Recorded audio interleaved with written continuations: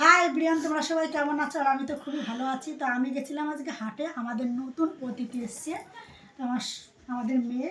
তো মেয়ের জন্য দেখো এই দুটো কোল বালিশ নিয়েছি আর বালিশ নিয়েছি। তো ভাবলাম তোমাদের সামনে একটু শেয়ার করি, ঠিক আছে। আর এই যে কোল বালিশের হচ্ছে গিয়ে বালিশের খাবার নিয়েছি। এই যে সোনামনুর একটা ছোট্ট টুপি নিয়েছি আর আমার নাতি আবার হাসছে। আর এদিকে এই জামার সোয়েটারটা নিয়েছি, ঠিক আছে। তো এটা নিচে কেমন হয়েছে বলো একটু। আর এদিকে আমার ছোট ছেলের জন্য এই গেঞ্জি দুটো নিয়েছি।